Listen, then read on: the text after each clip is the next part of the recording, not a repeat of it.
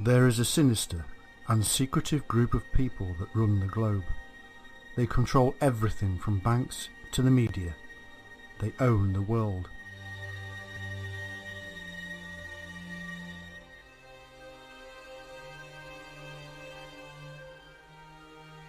They own 99% of the world's wealth, and yet there are less than 1% of the population. This is the darkest, untold tale of control in the history of mankind. This is the story of what they believe, what they do, how they do it, and why. They have many names, but they have one origin and one purpose.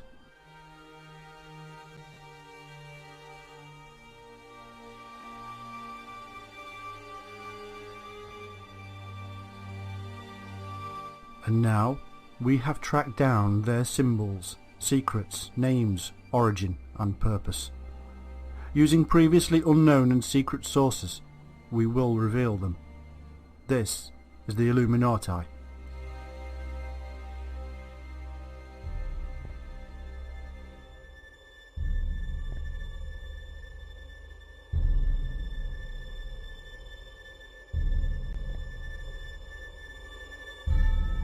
For centuries there have existed certain esoteric schools of mystical philosophy.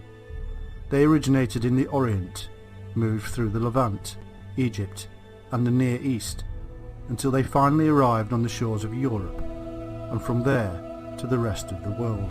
Hidden within these schools there are elements of Buddhism, Zoroastrianism and Egyptian occultism, mingled with Grecian mysteries, Jewish Kabbalism and fragments of Syrian cults. We begin with a sacred secret that is at the very heart of the various societies, the Kabbalah. The Kabbalah is a mystical tool of Judaism. It is a sacred way of getting to God and involves rituals, symbols, and things we would classify as magic. The Kabbalah is made up of two kinds, theoretical and practical. Practical Kabbalah is engaged with the construction of talismans and amulets. The theoretical is divided into literal and dogmatic. The dogmatic is the summary of the metaphysical doctrine taught by Kabbalists. It is the system of Jewish philosophy. It is the perception of the plan of the universe itself and the link which attaches all elements to a common principle. The 10 Sephiroth, or centers of light, united together by the 22 paths to which the Hebrew letters are attributed. These are potent magical forces. The letters are divided into 3 mother letters, Shin for fire, Mem for water, and Aleph for air. There are 7 double letters for the planets, 12 single letters for the signs of the zodiac. This is how the esoteric magic is broken down. The power is not just within the knowledge, but with the words and letters themselves. The knowledge of how to utilize these is the power of the secret societies. Uniting all of these devices is the spirit or ether, what they call in Star Wars the Force. It is all about the descent of the soul of man into matter, and its ultimate return from matter back to the universal life force. This return is called illumination, or enlightenment. Knowledge of this is thousands of years old, and yet science is discovering that energy cannot die, and hence our energy does in fact return back into the universal energy from where we came. The secret knowledge is that we never left. We just unite as a soul or force with matter itself and become conscious of our own existence. It is the ultimate knowledge that the God on earth, the universe itself, has become aware of itself. Imagine this knowledge in ancient times and how it would raise you up above others. The term we use, God, is not the only one they use. The secret term is known as the Tetramagratum, Yod, He, Vav, He. It is the creative principle, the thing that gave rise to all others. It is the Father, Mother, Son and Daughter. It is all. It represents all forces of nature, there is no division. In the beginning, it divided, male and female, and the ultimate truth is that reunion is the divine force. This is the reason that sexual rituals across the world from ancient times were seen as sacred. It was the work of the creative principle. The absolute Godhead is called the Whitehead, for within white are all the colours of the spectrum. He is the source of all light and wisdom. Knowledge of him makes one like him. He is known also as the Ancient of Days. For all that exists, all that has been formed by the Ancient of Days, can only exist through the union of the male and female. The spreading of this male and female, this father and mother, throughout the universe results in the Son. For within him is the father and mother. This is the origin of the Son on earth, the Christ child, for he is the Ancient of Days reunited. Today, secret societies see this Son as knowledge and science. Knowledge of him within one's own mind allows knowledge of all that is. This knowledge can be gained in several ways. Meditation, prayer, isolation and drugs are just a few examples. It is all about freeing the mind from the material, freeing the soul from matter. In sacred symbolism, we see these principles laid out before us. Often, it is the all-seeing eye, the symbol of wisdom, the one, unified Godhead. Often, it is a human with three heads, the Father, Mother and Son. They are divided and yet together. Kabbalists state that the mind is like this, and that it is united by means of 32 pairs of nerves which mirror the 32 paths of wisdom. Wisdom, therefore, is the path to the white head. Through the work of the Caduceus or Kundalini, wisdom can be attained. These are simply symbolic representations of the energy force rising up to the white head, the source of all light. According to the Kabbalah, every form of existence from matter to the eternal wisdom is the manifestation of this infinite power. It is not sufficient that all things should come from God in order to have reality and continuance. It is also necessary that God should always be present in them, that he should live, develop, and eternally reproduce to infinity under these forms. It is the ultimate fractal. It is the symbol of the serpent eating its own tail, the coming full circle. One simple symbol depicting the ultimate truth. What we begin to see with the Manichaeans is a glimmer of so-called modern philosophy of communism, something that is part and parcel of true Masonry, for the good of all. Nature, they said, reveals the two great principles, community and unity of all things. Human laws were contrary to the natural laws, and were therefore guilty violations of the divine order of things. It was therefore necessary to institute community of lands and goods. Manes, the founder of the cult, disavowed war and human civil establishments as being created by the dark side. In later years, these beliefs found a home in the Ishmaelis, named after their founder, Ishmaeli. He knew that mankind could not be changed by violent revolts and open war. Therefore, he formed a carefully considered scheme to secretly undermine what could not be openly attacked. Over the years, his league of hidden rebels eventually succeeded in placing a man upon the throne. The long-term plans of these secret organizations must not be avoided. They do in fact plan decades and sometimes centuries ahead.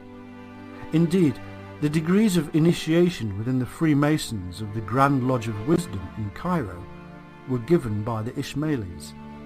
They were called the most ancient and precious degrees of the Eastern secret societies and spread into the West. The founder of the Ishmaelis was called the founder of the path and a God-made man. It all revolved around a method of controlling the mind. It was now becoming a tool for control, for manipulation. As each man passed through the levels of the 9 degrees, he was stripped of his humanity. As soon as the proselyte arrived at the 9th degree, he was ripe to serve as a blind instrument to all the passions, and above all limitless ambition for domination. All morals were eradicated. There was no other aim than to realize the projects of the masters, for whom it was said nothing was sacred. The secret instructions were simply to practice and gain great sleight of hand, so as to fascinate the eyes in order to work the miracles which are expected of you, to fool all. Today the numerous sects, Kabbalistic and Illuminati, much the same methods are used and the same doctrines taught. Nothing is sacred. Everything is acceptable to achieve the master's goal. Over thousands of years they were finally turning to the dark side. Through meditation and other forms, they believe they are achieving union again with the masters from whom they receive universal teachings. Their role is to carry out the great work of worldwide unification, religious, political and intellectual, to make a one world government, a one world agenda. In the early years, they came into contact with, and often worked with, the Christian order of the Knights Templar, both understanding the mysteries in the same way. Indeed, these assassins were not true Muslims at all. The 3rd degree in their initiation stated the denial of the truth of the Quran and all other sacred scriptures. They each learned of the many names of the brothers of the order, royal, sacerdotal and patrician, in all the parts of the world. They were to learn the allegorical meanings of the Quran and sacred scriptures. In fact, the amazing truth is this, that almost all the degrees of the assassins meet and match those of the 18th century degrees of the Illuminati. The reason, of course, is simple. They were one and the same. They were yet another name emerging from the darkness of a hidden order that had been influencing history for thousands of years. All things were allowed, as long as it benefited the order. The masters are committed to work with all their strength to establish on earth the association of all interests, the federation of all nations, the alliance of all cults and universal solidarity. In other words, their own personal goal is the master's bidding, to establish a one world government. By the height of Illuminati power, the French Revolution was an established fact. Secret societies under various guises, and yet all united, had brought about a massive change in the world, and would do so again and again.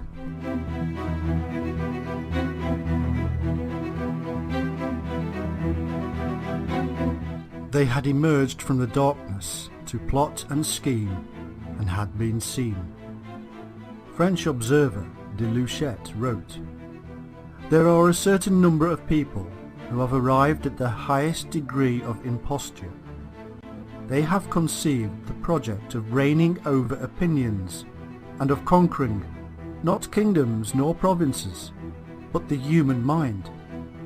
This project is gigantic, and has something of madness in it, which causes neither alarm nor uneasiness.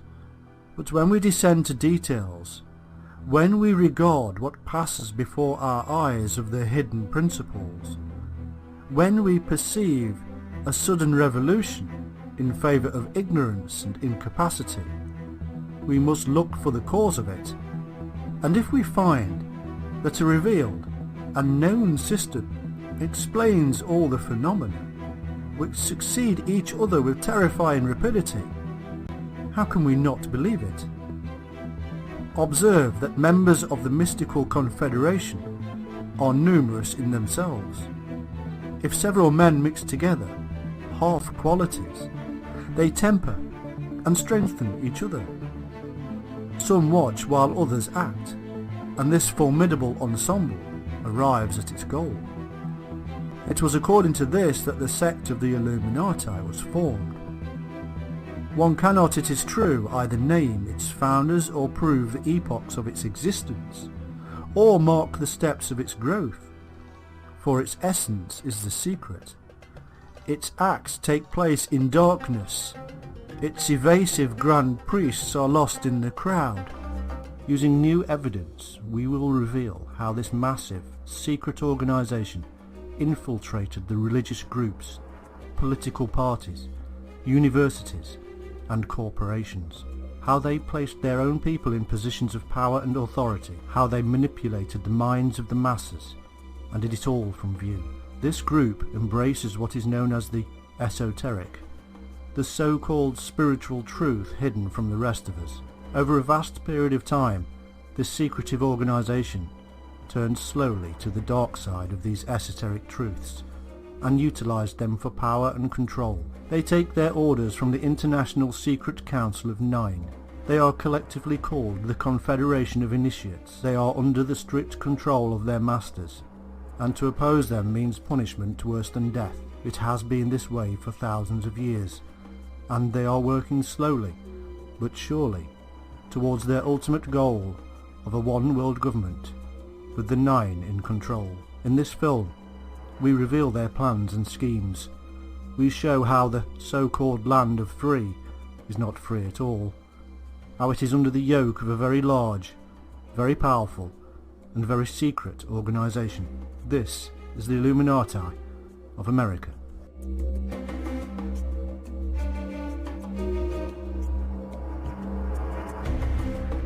In 1932, the International Secret Council of Nine, who direct the Confederation of Initiates of Illuminati, issued the following highly secret statement to the Order of the Rosicrucians. This is the new dispensation, and the work of the spiritual and mystical fraternities must be re-established throughout the world, so that all peoples may be taught the law, and thereby enabled to apply it towards universal improvement as the only means of saving mankind. We, the Council of Nine, have selected your organization as one of the oldest in America to help do this work. This must be brought about in such a manner that there can be no question of personal self-interest.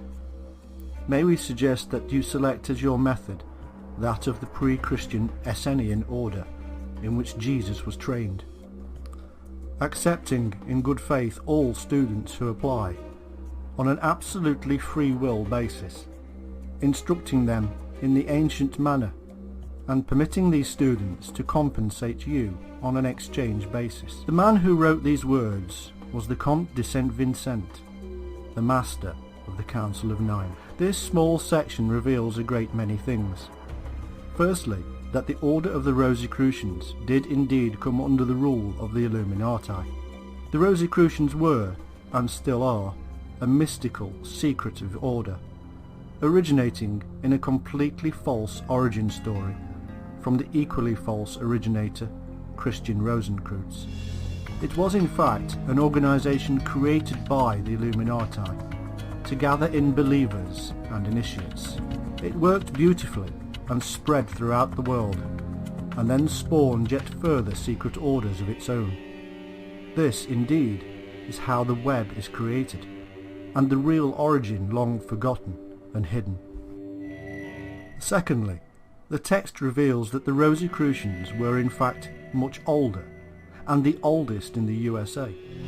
Thirdly, they were to use the old methods from the Essene. These were the Gnostic Jews who wrote all the New Testament and other texts that didn't make it into the Bible. The Dead Sea Scrolls were written by these mystics. They themselves had their own origins in the much older Egyptian, Syrian and Eastern cults. It stretches back many thousands of years. Fourthly, they were not this time to be too choosy who they allowed to join. This implies that they used to be, and indeed that is the truth. Now, with the advent of the second wave of a worldwide revolution about to begin with the Second World War, all were to be accepted into the fold, for the great work to get underway. This was, and is, a group that is spread throughout the world and have been involved in most of the big revolutions that have occurred, including the French and American Revolution. Dr. Randolph was a man who investigated the order at the time this text was written. He stated, "Many, though by no means all, the alchemists and hermetic philosophers were acolytes of the vast secret brotherhood which has thrived from the earliest ages. The members of this mystic union were the Magi of old, who flourished in Chaldea ages before. They were the original people of Saba.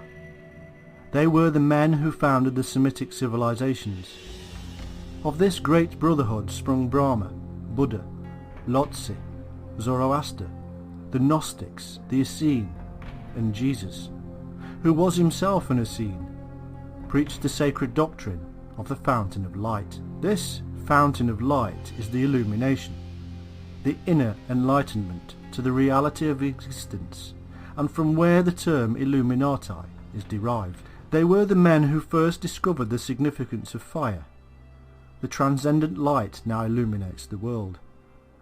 Comes from the torches which they lighted at the fountain when all light streameth upon that mystic mountain of initiation.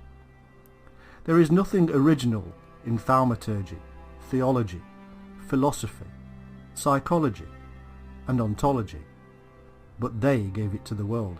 Dr. Randolph here reveals the full extent of the Illuminati, that they are secret, spread throughout the world, originated religions, and saw their origin in the illumination of the mind, from philosophy to psychology.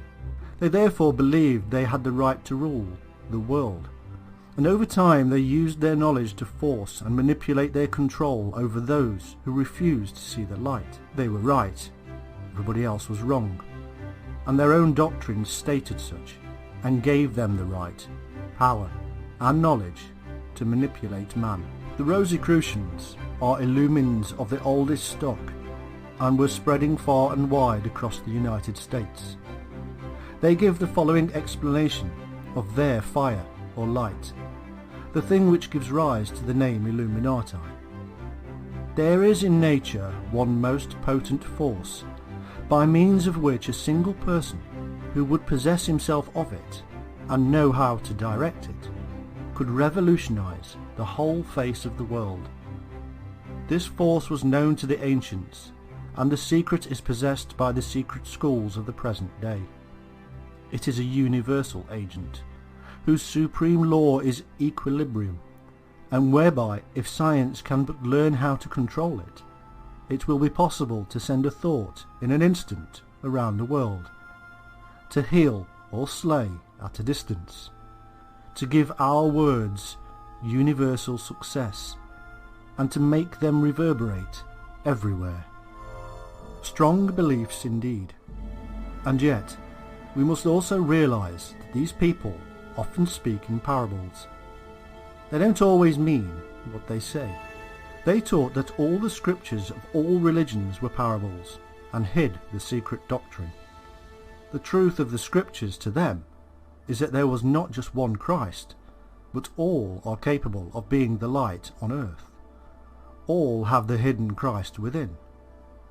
A belief that runs counter to the established church, and was therefore hidden. These teachings are in fact spread across all of the secret societies, for all are linked under the web of the Illuminati. All were created directly or indirectly by them. In 1905, one such order was created in the USA by a Dr. Julia Seton, and was called the Modern Church. Its purpose was to prepare the minds of the people for the new civilization to come. She stated, "The Illuminati school is the modern school of higher psychology and mysticism, where ancient and occult wisdom is revealed. It teaches new methods of social, ethical, industrial, religious, international, and national liberty. Here is revealed their belief again, that they are higher and therefore above all. They will teach the rest of us about their ways.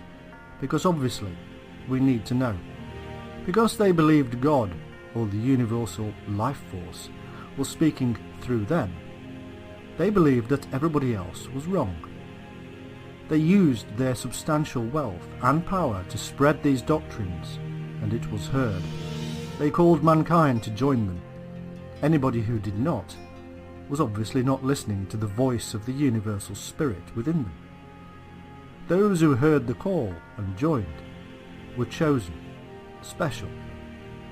Similar doctrines we would hear again at the dawn of the Second World War.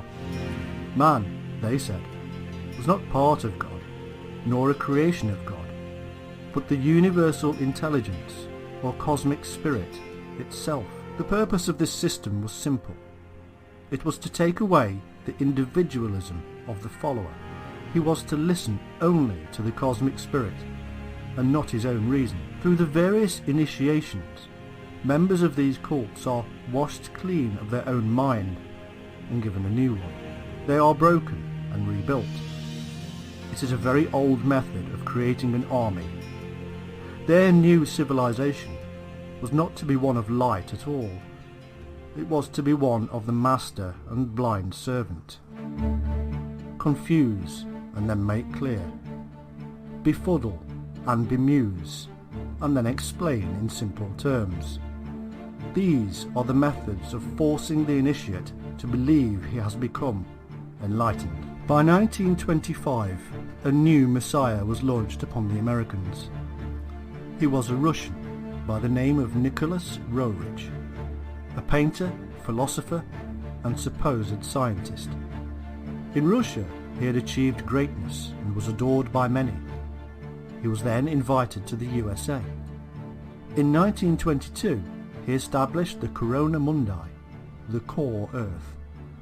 He started to teach his ideology of a new era, another name for the New World Order, the new civilization, but the same old story.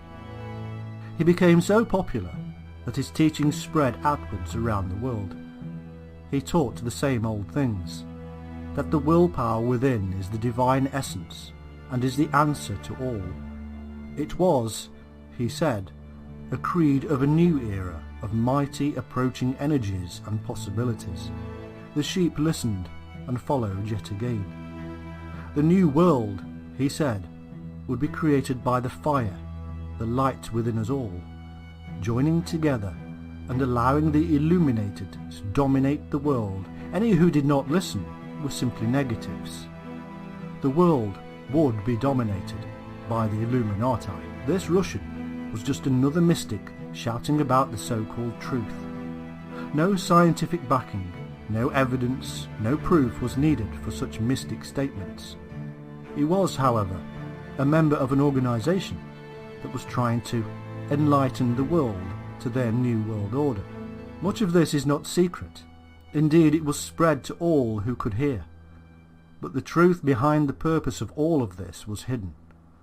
The truth was to take the minds of the people to control for their own purpose. Through people such as Rurik and Madame Blavatsky of the Theosophists, the word was heard and spread into the higher authorities of the land. But this was in fact just a reinvigoration of what had already come before. From the moment the first settlers landed in the USA, the message was being spread. The fraternity of the Freemasons was deeply rooted within government, military, religion and commerce. The Freemasons absorbed, cultivated and spread the mystic light, the messages of the Masters and the Council of Nine. They did not always understand what they were spreading, but they spread. Those at the highest degrees of initiation were aware, and they created revolution and formed government. These are just ants doing the Master's bidding, the army that is called to revolution, to fight. The true Illuminati are hidden, the true Masters unseen. In 1912, the Theosophist Annie Besant wrote, "A Master is a term applied by Theosophists to denote certain human beings who have completed their human evolution, have attained human perfection. It didn't matter what society or order the followers belonged to, because the masters ruled them all. In reality, the Theosophists and the Rosicrucians were linked under the group of esoteric men we generally term the Illuminati. They were all fed from the same trough. This hidden group were known to the various groups as the Hierarchy of Light, the Elder Brothers. Nobody ever saw them, they just did their bidding. Under these men were the 7 masters of the Great White Lodge. These had their hands on the reins of government. They controlled whole continents.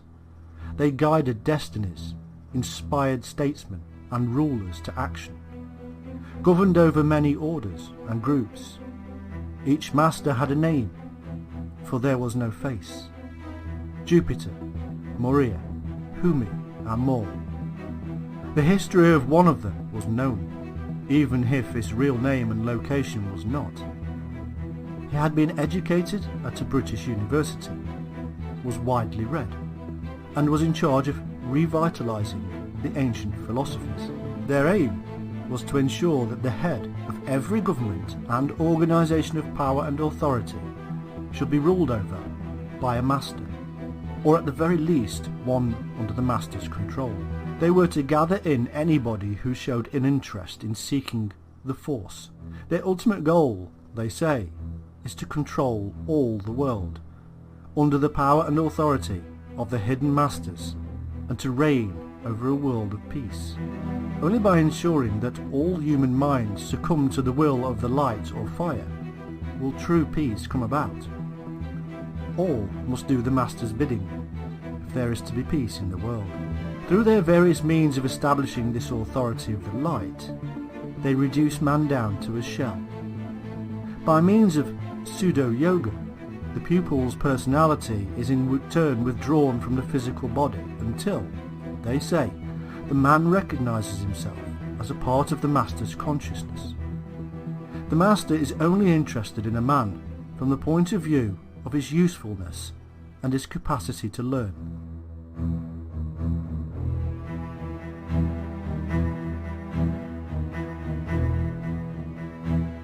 These are their own words. They even tell us how the forces are used to enable this control. They use, as all cults have throughout time, rhythmic sounds, words and phrases, music, dance and meditation. These methods remove obstacles in the mind. The rhythmic nature, they say, allows true nature to flow. In essence, it is nothing more than a method of hypnotism, and it is used in churches, Masonic lodges and all secret societies. The effects are global, for all men are the same natural being.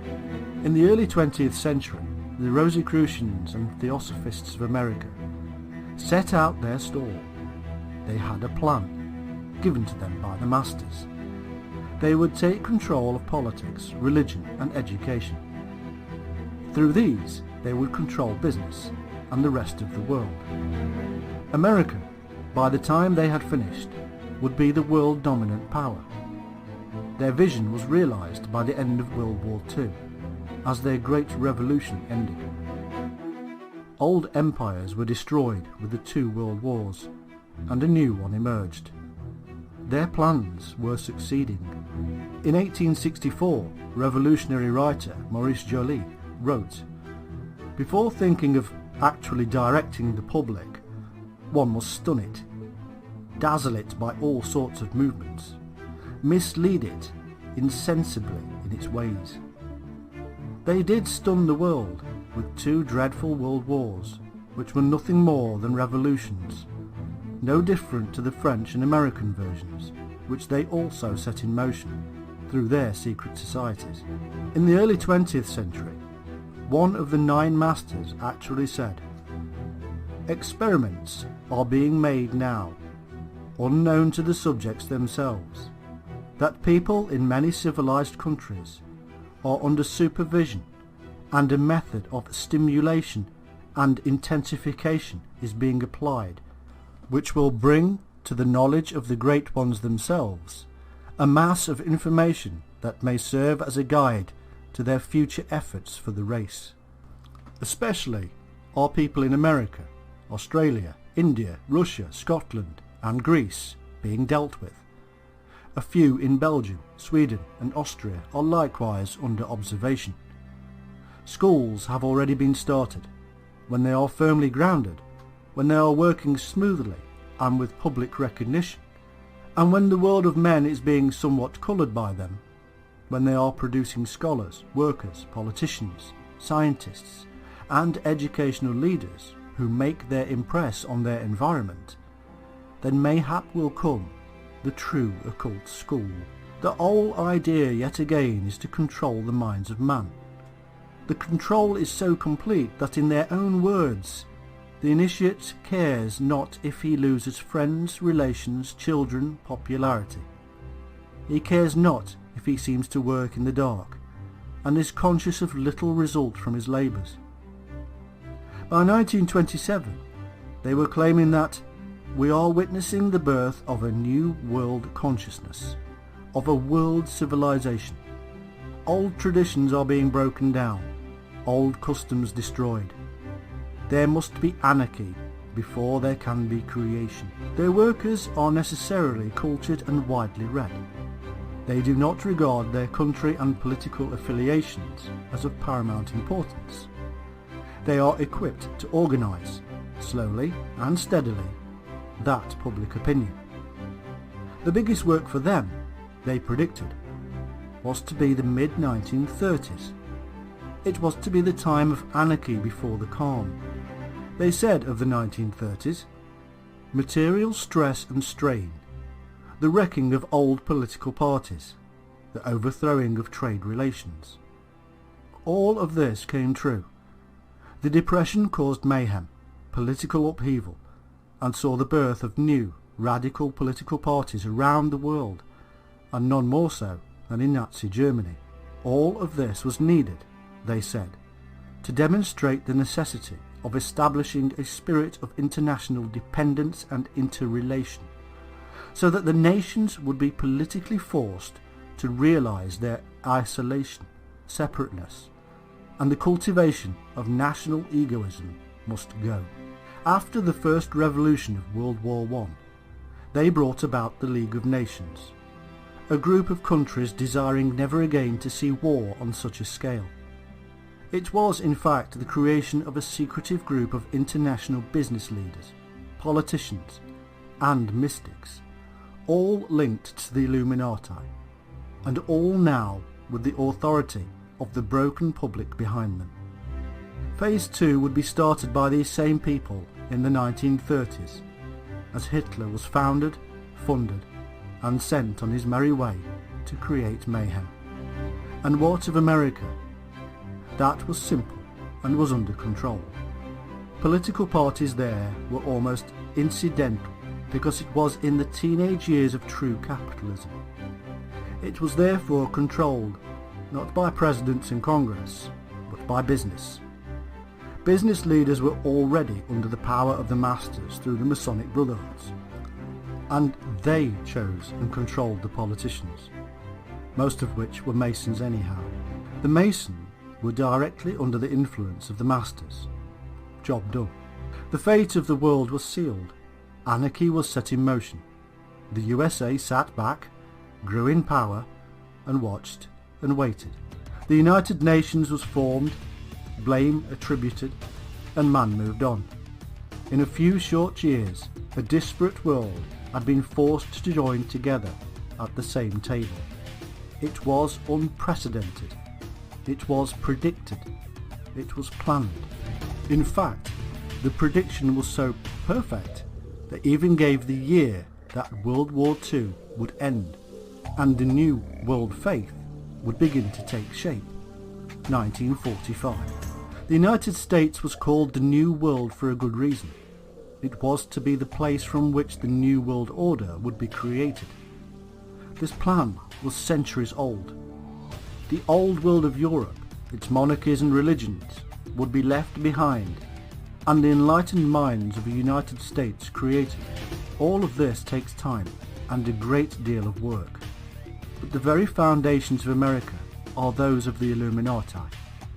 As one writer in the early 20th century wrote, "How did it happen at the time of the American Revolution, when next to nothing was known of the mathematical interpretation of the Great Pyramid, that its symbolism was used in concrete exactness on the Great Seal of the United States, indicating that it was part of America to reinstate the rule of Christ, the light or illumination, on earth. It happened because it was a symbol and sign for all to see, for many to rejoice over the others to fear.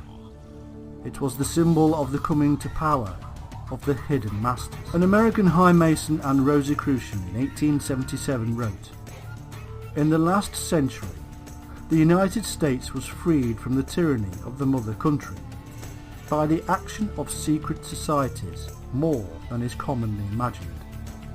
It was true. All of those in positions of power and authority on all sides of the American Revolution were in fact brothers of the same lodges and fraternity. They even held meetings between political enemies of brothers on the battlefields. It was all staged. It was staged again, but pushed out into a wider world in the 20th century World War revolutions. This is what the Illuminati said in the 1920s. "Do you know that there are men and women in the United States who are able to look into the immediate future with transcendent vision and discern accurately a complete metamorphosis of our present institutions along more wholesome lines? This means, in plain language, that they can see what improvements in our political and economic order are going to arise from this present period of distress and turmoil. They see these improvements crystallizing between 1933 and 1945, both dates written large on the Great Pyramid Prophecy. 1933 is the year that Adolf Hitler came to power. 1945 is the year his reign ended. It had all, in fact, been going on a long time. Often, the politicians are completely unaware of it and are just pawns in the bigger game. Other times, they fully know and cover up. George Washington, who was himself a Freemason, wrote, "It was not my intention to doubt that the doctrines of the Illuminati and principles of Jacobinism had not spread in the United States. On the contrary, no one is more truly satisfied of this fact than I am." There has always been two sides to the Illuminati movement. The mystical side we have covered, but this is in truth just a modern cover for the political schemings in the background. In the 18th century, when the name Illuminati surfaced, the political clubs were called Jacobin clubs, seen by many as aristocratic groups fostering followers.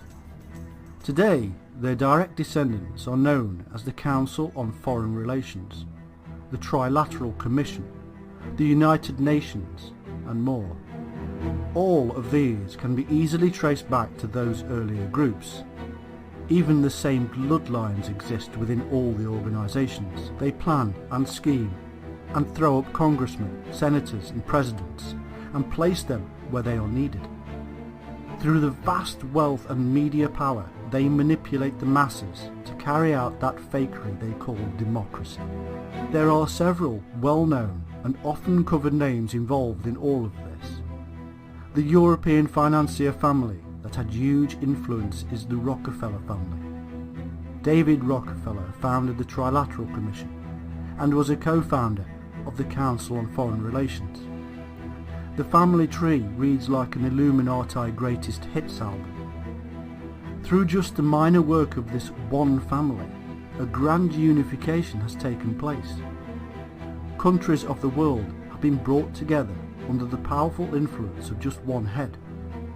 The United Nations is a group of nations, but the delegates all owe their positions to the various branches of the worldwide Illuminati, and so do the master's bidding.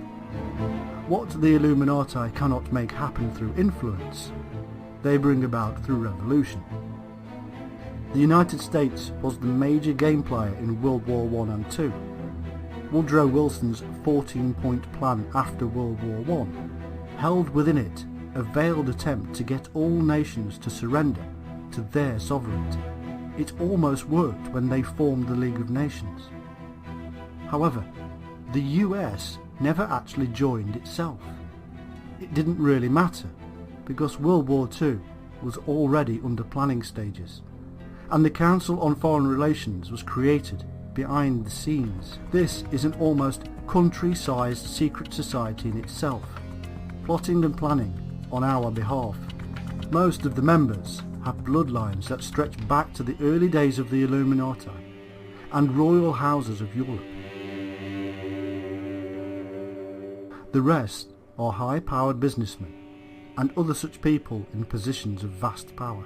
We must remember that all of these institutions are places for generally non-elected people. The same is true of that other global secret group, the Bilderbergers. In the USA there is a friendly group called the American Friends of the Bilderbergers. Each group is made up of chosen individuals. Chosen by whom? Somebody here has the power to choose people who already have amazing power. Surely, in a so-called democratic nation, the people should be informed of what, who and why. The Bilderberger is made up from the world of international banking political circles and business and professional people.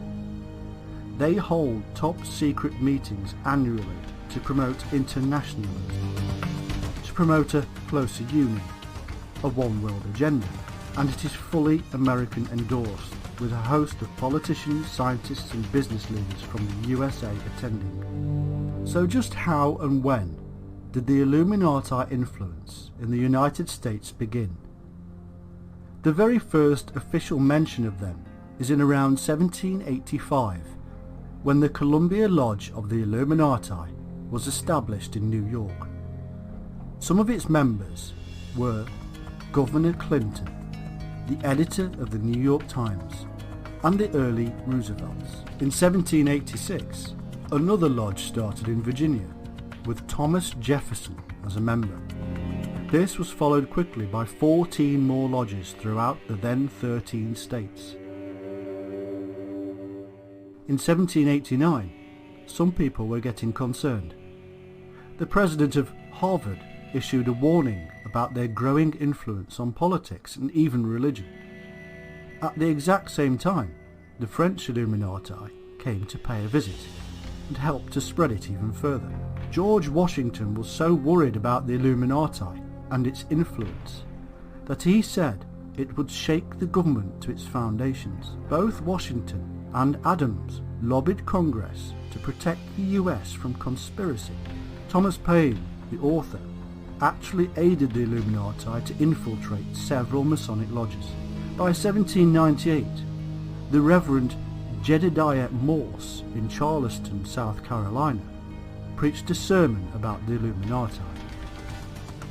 Practically all of the civil and ecclesiastical establishments of Europe have already been shaken to their foundations by this terrible organisation.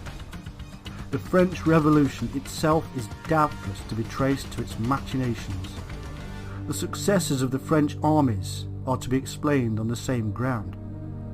The Jacobins are nothing more nor less than the open manifestation of the hidden system of the Illuminati. The order has its branches established and its emissaries at work in America.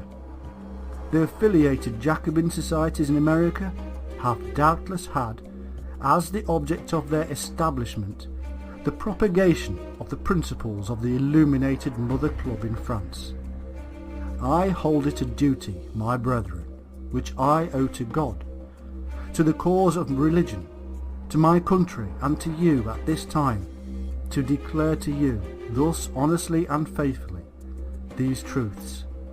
My only aim is to awaken you and myself a due attention at this alarming period to our dearest interests. As a faithful watchman, I would give you warning of your present danger. In the same year, the president of Yale University said, "Shall our sons become the disciples of Voltaire and the dragoons of Marat, or our daughters the concubines of the Illuminati?" Thomas Jefferson, a member of the Virginia Lodge of the Illuminati and a Mason, helped the Illuminati to infiltrate the New England Masonic lodges. Also in 1798, the Reverend Snyder, the Lutheran minister, wrote to President Washington expressing his concern about the Illuminati infiltrating the American Masonic lodges. Washington wrote back, "I have heard much about the nefarious and dangerous plan and doctrines of the Illuminati." Shortly before his death, Washington issued 2 dire warnings about the Illuminati. In 1807, the future president, John Adams, wrote 3 letters to a Masonic brother, complaining that Thomas Jefferson was using the lodges for Illuminati purposes. The letters have been stolen and never seen since. He also wrote to Washington and others saying that lodges were being used by Illuminati for their satanic worship. Rumours also circulated that Benjamin Franklin was Illuminati, but most of the focus and hatred was directed at Jefferson, who the Reverend Morse called an Illuminatus.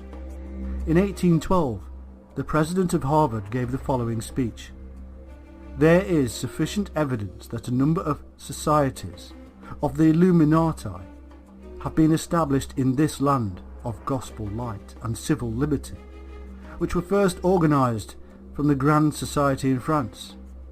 They are doubtless secretly striving to undermine all our ancient institutions, civil and sacred. These societies are closely leagued with those of the same order in Europe. They have all the same object in view. The enemies of all order are seeking our ruin. Should infidelity generally prevail, our independence would fall, of course. Our republican government would be annihilated."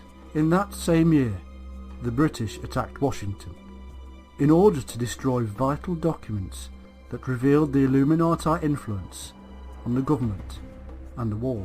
In 1829, the British Illuminati were giving speeches in New York. Frances Wright spoke for the Women's Auxiliary of the Illuminati on free love and atheism. She spoke of the international secret movement that was working behind the scenes to foment future wars, to bring about the one world agenda. Indeed, they were called the Communists before communism. It was the plan, she said, to create mayhem, so that the members of the Illuminati were seen as the saviours and bring peace. In 1843, the poet Heinrich Heine wrote, "Communism is the secret name of this tremendous adversary, which the rule of the proletariat, with all that implies, opposes to the existing bourgeois regime. Communism is nonetheless the dark hero, cast for enormous, if fleeting role in the modern tragedy, and awaiting its cue to enter the stage."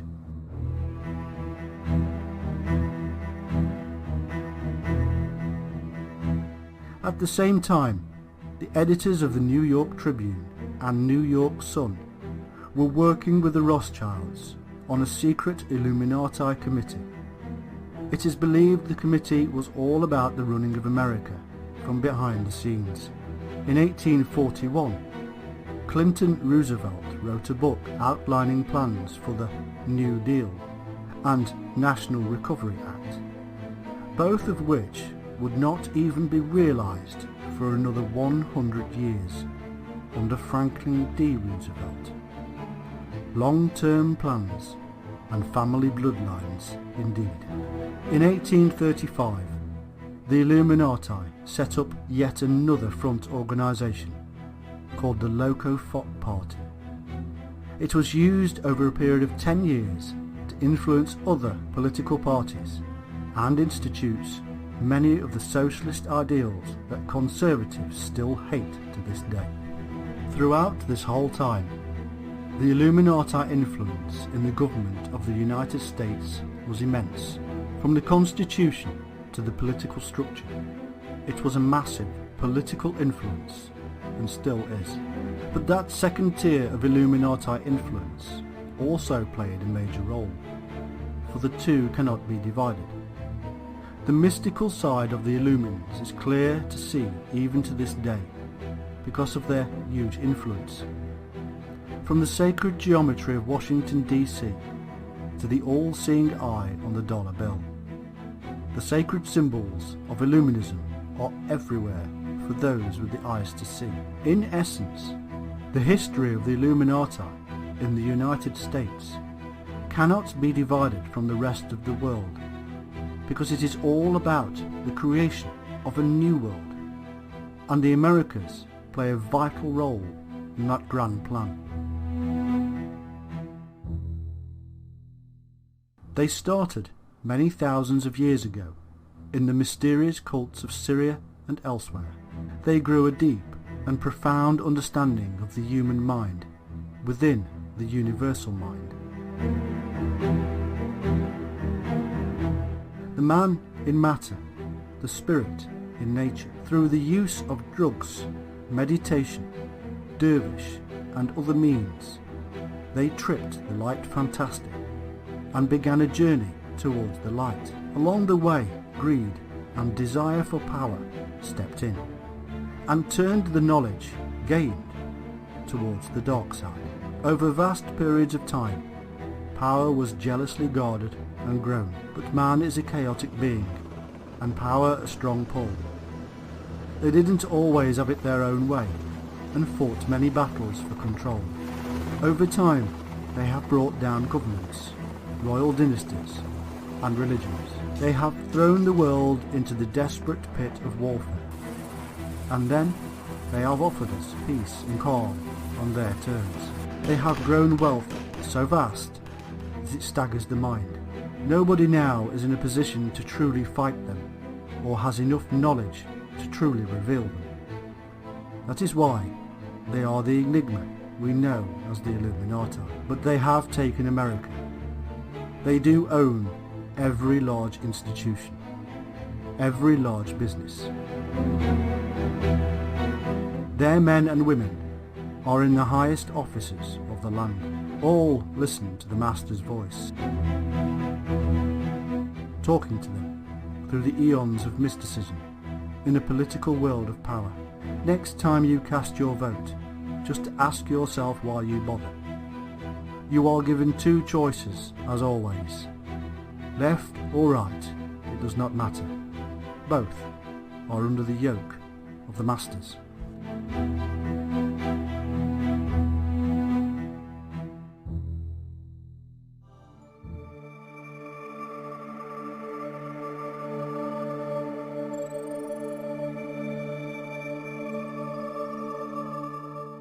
Most people today have heard of the Illuminati, a dark, evil and sinister group that control the world. Their influence reaches into government, religious powers and business. They are unseen, unheard, and yet their intent is clear: to change the world for their own ends. They are manipulating the world through new technologies, giving us reality TV presidents, bringing down old empires to make way for a new form of one world rule, breaking up a European Union, fostering terrorism, and much more. But what is the real truth? Where did they come from? What are their beliefs? And who are they? We will track them down through time, discover their belief system, and therefore their intentions. By understanding these things, we will be able to more clearly see who they are.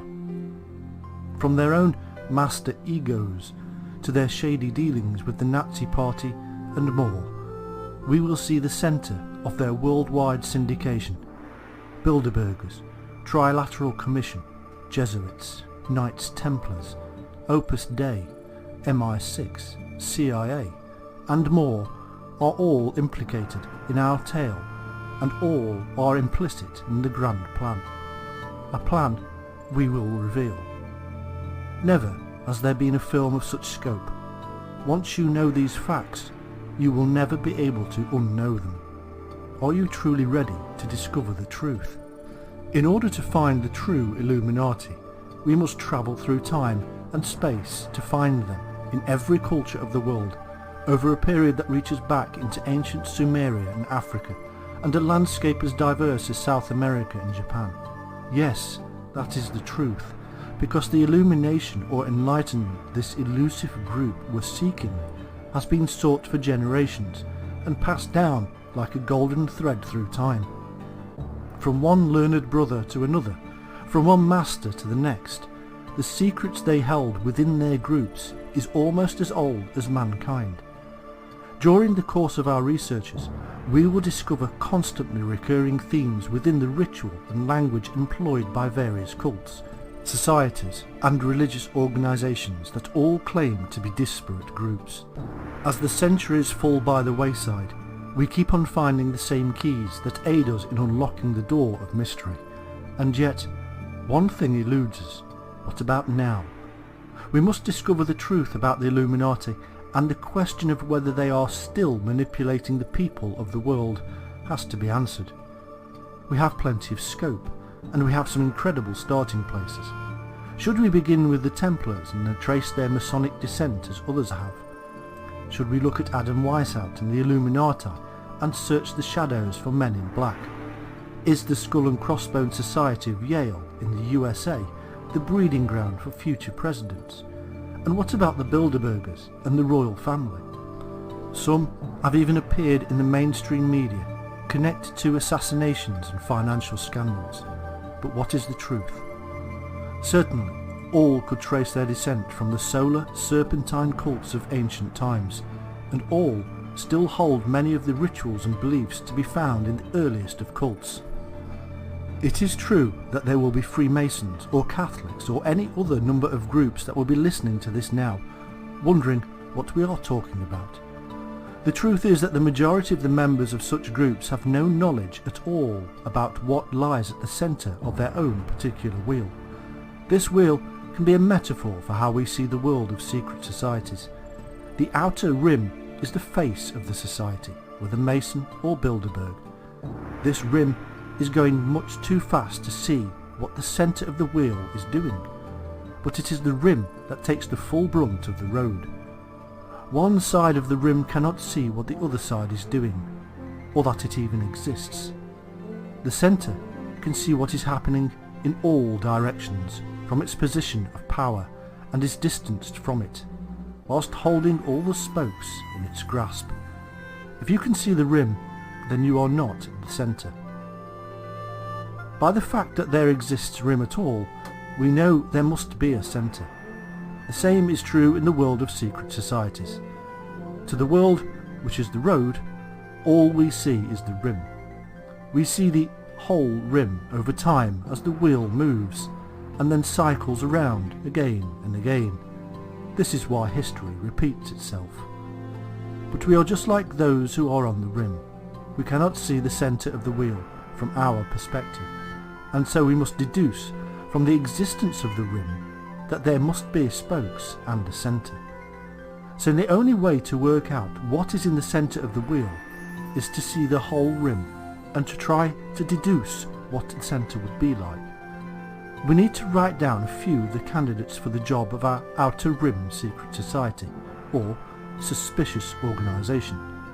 These include the following: Freemasons, Knights of Malta, Knights Templar, Opus Dei, Jesuits, Priory of Sion or the Merovingian bloodline claim, the CIA or MI5 and other secret services, the original Illuminati, Rosicrucians, and the Chinese Triad. Now all we need to do is see if all these positions on the rim revolved around the same centre. Let's look at the Freemasons, and their origin. The history and origin of the Freemasons is not a simple subject. In fact, it is virtually impossible to decipher. And the myriad histories fed into thousands of books on the subject. Many Masonic historians try desperately to claim that their lineage stretches right back to the Temple of Solomon and the builder Hiram Abiff. They are even told it as a fact in their ceremonies.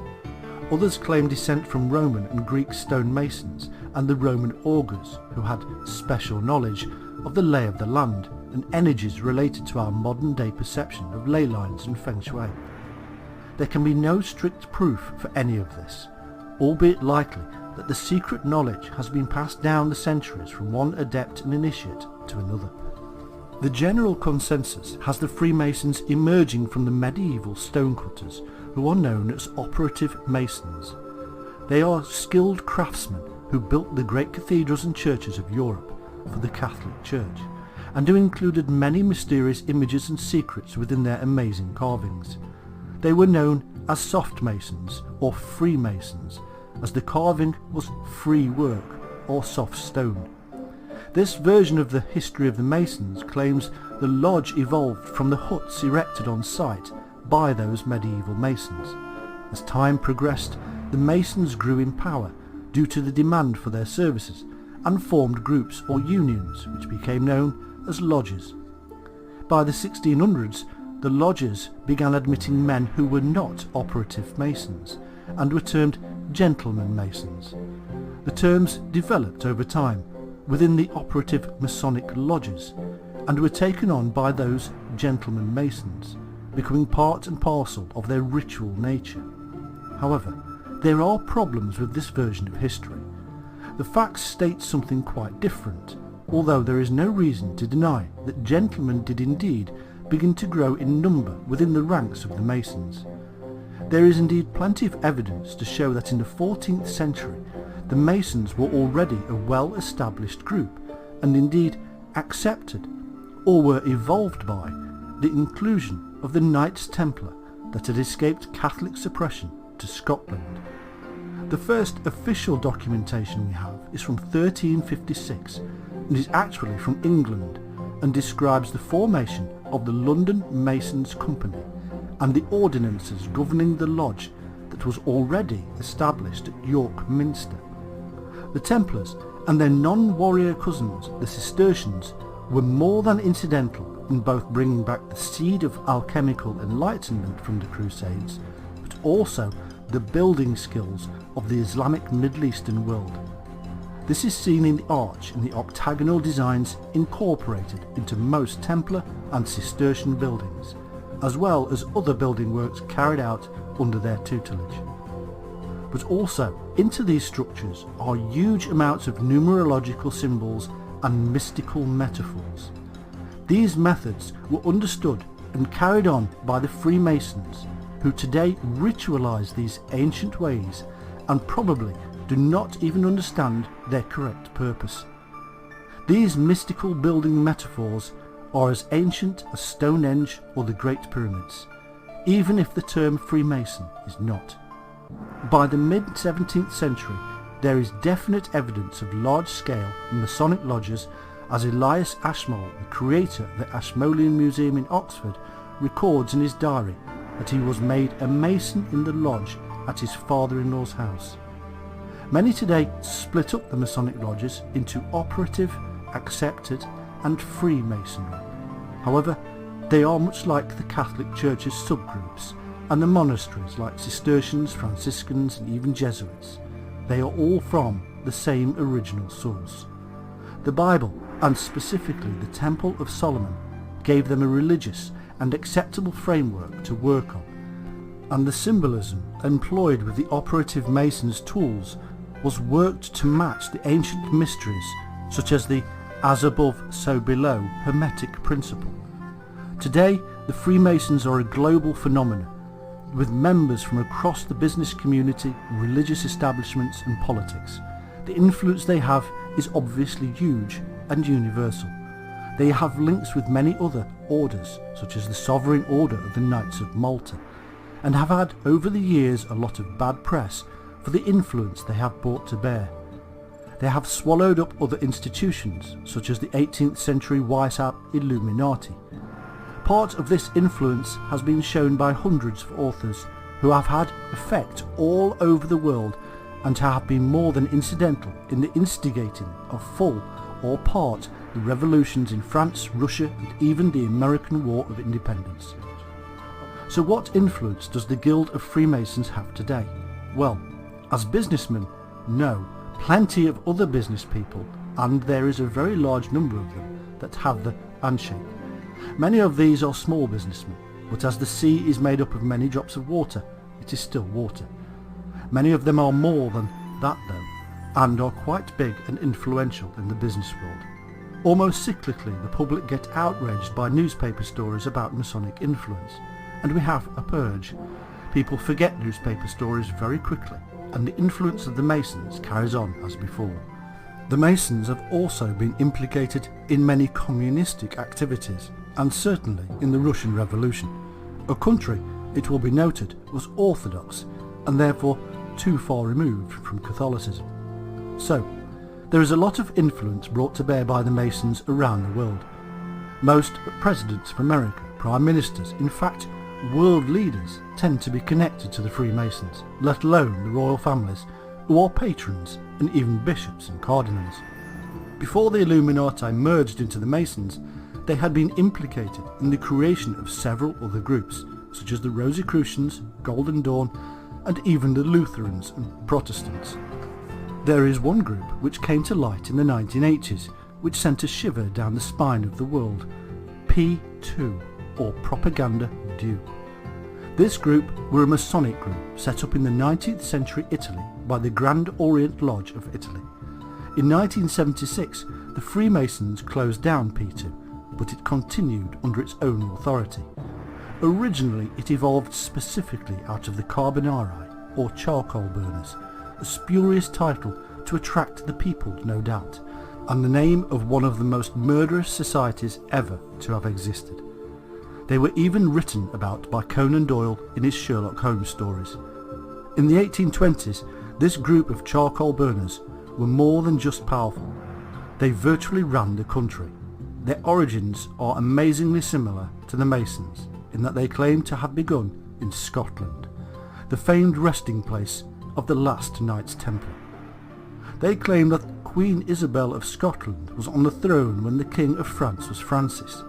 Francis made contact with a bunch of successful mystics when he stayed into their territory. They were called charcoal burners, and their territory was Scotland. Something is afoot here though, as France does not share a frontier with Scotland. Neither was there a Queen Isabel. The very idea of the Carbonari being mystics and from Scotland seems fanciful, but it is based upon beliefs of origin. They believe they originated there, and so who are we to doubt them? In fact, it tells us their true origin lies within the Masonic order and via them to the Templars. It also tells us that they believe their origins to be mystics, those individuals who experience part of the Enlightenment process.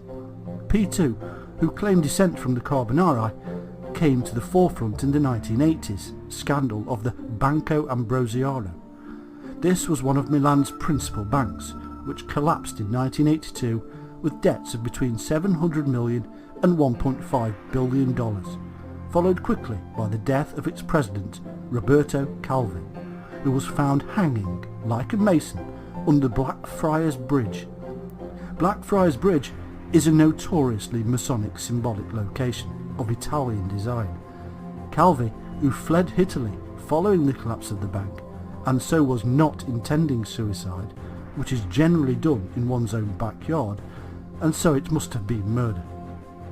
It appears from the information we could gather that the money had actually been siphoned off by the Institute of Religious Works, a Catholic church front, and so the 80 million lira that the Catholic Church was complaining about losing was actually going back into the Catholic Church.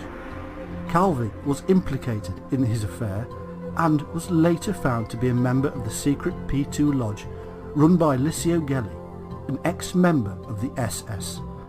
In 1992, Calvi's body was exhumed and murder was proven.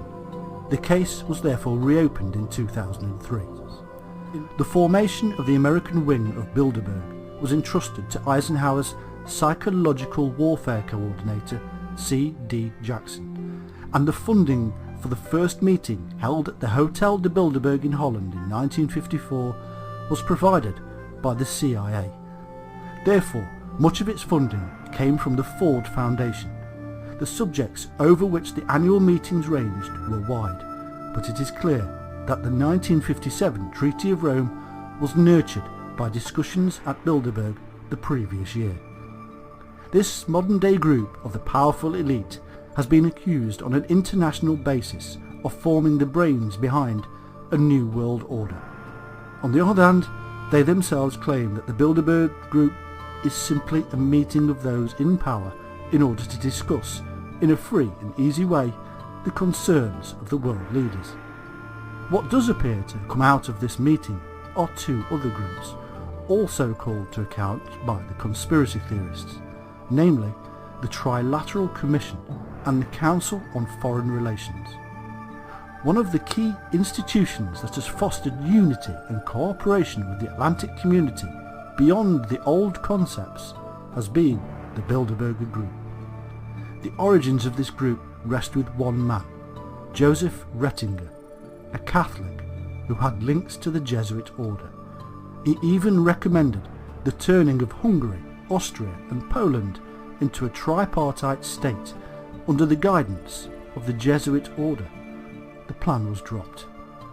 Sir Edward Bennington Behrens said, "I remember Ratzinger in the United States picking up the telephone and immediately making an appointment with the President, and in Europe he had complete entree into every political circle as a kind of right acquired through trust, devotion and loyalty he inspired."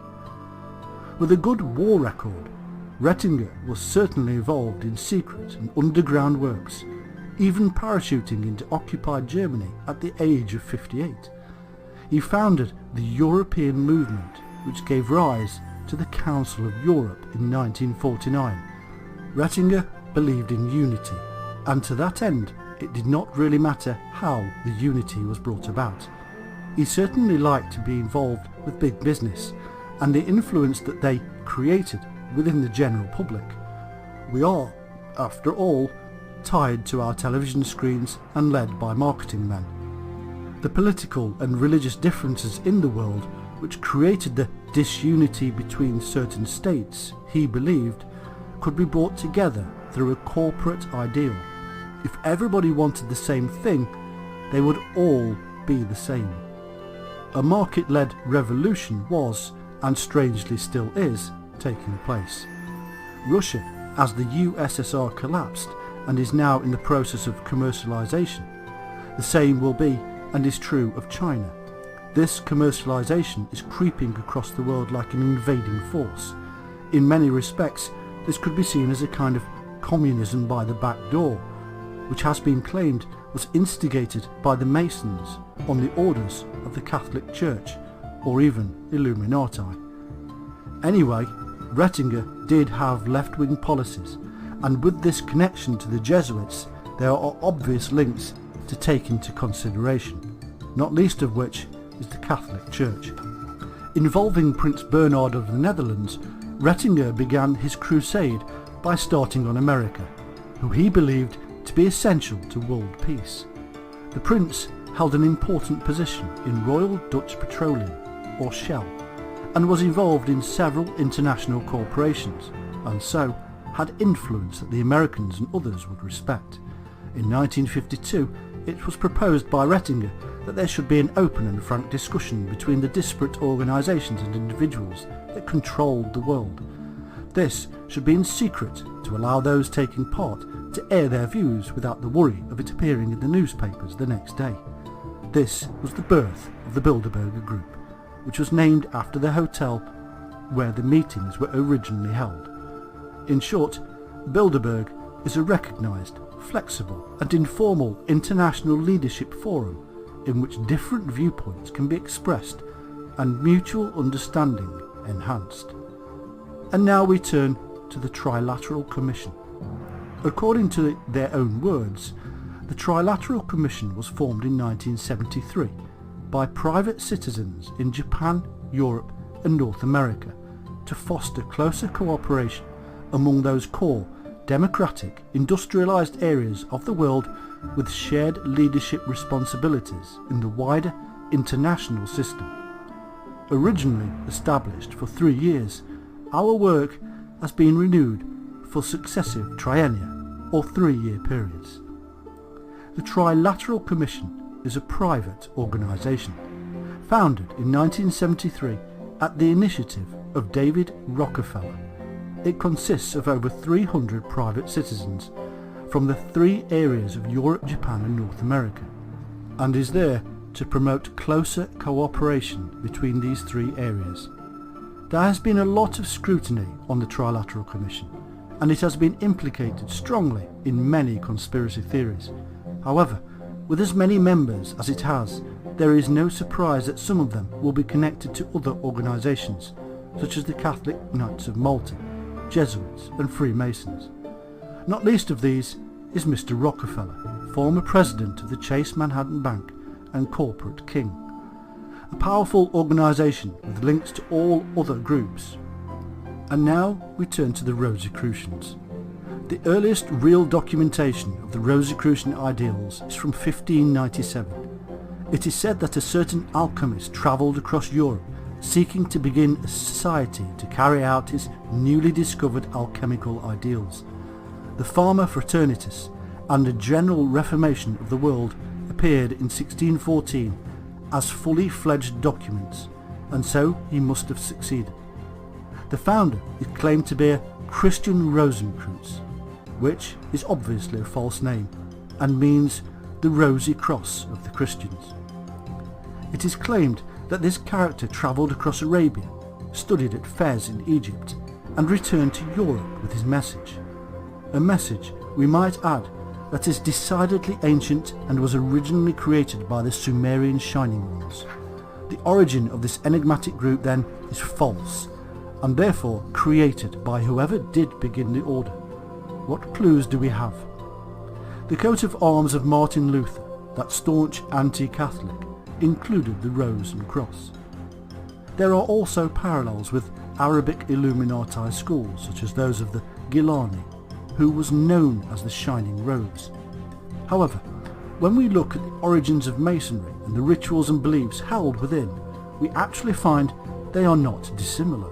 It appears that Rosicrucianism is yet another form of that Catholic breed, diaspora, just like the Jesuit creation of the Illuminati, drawing on the undercurrents of mysticism to create a seemingly anti-self organisation.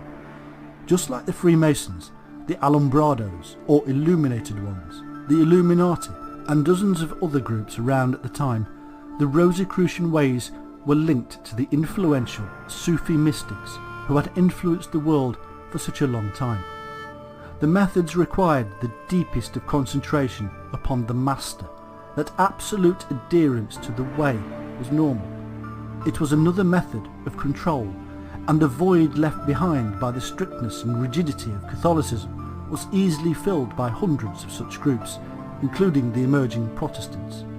Today the Rosicrucians are a worldwide order with thousands of members, but their influence on the world now is minimal, although there is a hint in one of their books which tells us that their influence of the person or soul they call the ego will keep returning to constantly make alterations to the way forward for mankind.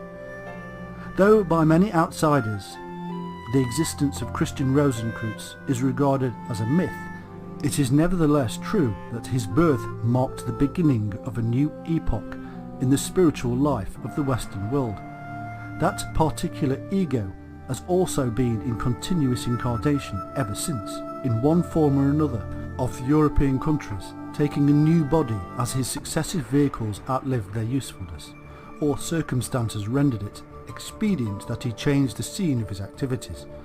Moreover, he is incarnate today, an initiate of high degree, an active and potent factor in all affairs of the West. Although unknown to the world, he is the Grand Master of the Illuminati. As are all such individuals, he is a representative as a central conclave of the Elder Brothers of humanity. His mission was, and is, to show the spiritual significance of all scientific discoveries, thus counteracting as far as possible the deadening influence of materialistic science, which the Elder Brothers dread more than any other manifestation of human activity. To this end, he laboured with the alchemists centuries before the advent of modern science. He, through an intermediary, inspired the now mutilated works of Bacon, Jacob Boehm, and others received through him the inspiration which makes their work so spiritually illuminating. In the works of the immortal Goethe and the masterpieces of Wagner, the same influence meets us. It is the same source or ego from where all spiritual illumination has derived. This particular ego has been manifesting itself throughout time. However, it is the same shining influence throughout man's history that has been making these moves, stepping in and out of the scene as cerebral evolution has moved mankind forward. The truth is hidden and needs reading from a different angle. Symbolism speaks of a deeper truth. An exciting new way can now be opened up. New interpretations of old and discarded historical material will gradually throw light into a darkened world of certainty. But they now also have technology on their side. Control of the internet, mobile phones, apps and more is under the control of the same capitalist elite and monitored by governments full to brim of the old boys. They see and hear everything. They are building up huge amounts of data on their subjects, and they use it to control us. It has been proven that those in power have manipulated us on massive scales for recent elections and national referendums. This power is not going away. It will in fact build and become even more powerful as they utilise artificial intelligence for the purposes of a free, peaceful and united world. Their ultimate goal is on sight, a one world government. It will just appear in a different form than we previously envisaged. But will they take kindly to being exposed, or will they simply watch the boat float on the river of time and remain unexposed and mocking? If they do still exist, then we take our hats off to them and their marvellous ingenuity over the many centuries. We are but individuals. They are many, and have time and vast knowledge on their side.